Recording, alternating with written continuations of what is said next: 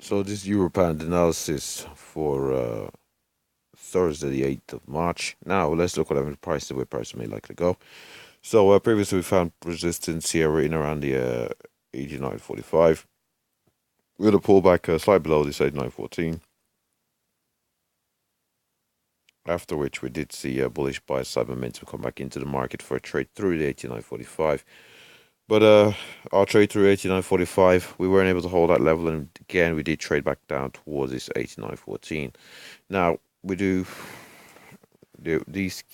We are in a bit of a tight trading range here, and there has been a drop off in the volatility, as can be indicated by the size of these candles. Now market's possibly waiting for some sort of catalyst of some kind, but the fact that we'll work with our most recent trend. The most recent trend is to the upside. We've gone into this consolidation beneath a key important level.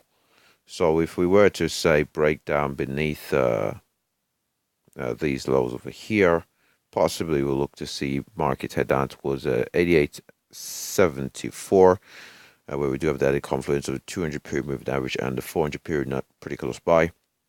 After which we look at 88.51. Successful break from which we look at the price head down towards this 88.20, and beyond there we look at the price head down towards 87.83. Beyond 87.83, 87.50 and 87. Now, as we are trading at 89.20 or so, I would anticipate 87.50 coming into focus. So the far end of the range, we're possibly looking at being in around the 87.83 if we do have a particularly volatile day. We could potentially see 87.83 come into focus, but that would depend on there being a lot of volatility. May just see the far end of the range being in around the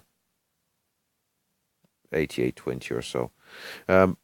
So those are levels that we are looking at to the downside. If we do see this breakdown, if this resistance does hold, this 89.45, and these highs over here, these highs be more specific.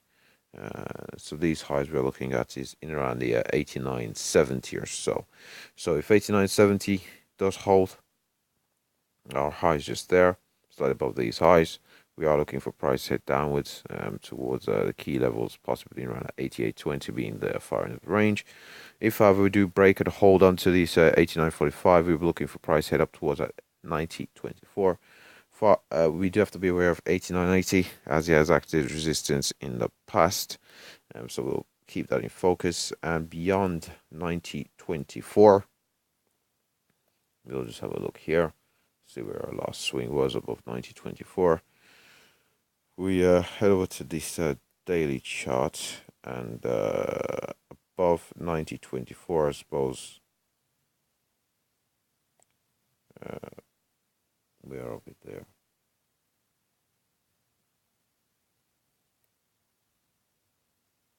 Just bear with me a second here. I'm just going to change my crosshairs, because grey crosshairs on a grey chart aren't really ideal. So we'll put it into the background crosshairs, and we'll change it to red.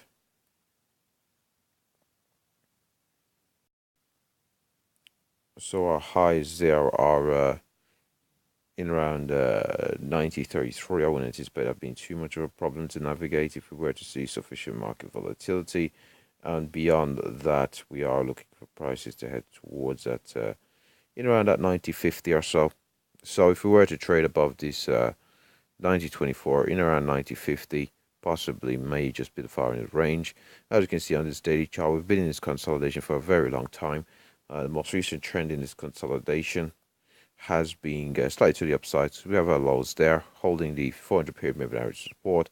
So we have our lows, higher low, brief pullback, posted another higher low, and we've come into resistance here in around slightly above where our highs of 2017 resistance was in around 89.14. We've come up towards our 89.45 here on this daily chart. We do have quite a bit of sell side momentum as indicated by this wick here, so we may see a pullback forcing upside continuation. Interestingly enough, on this daily chart, we can see we've had a test of a 200 period moving average, had a bullish buy side momentum push up.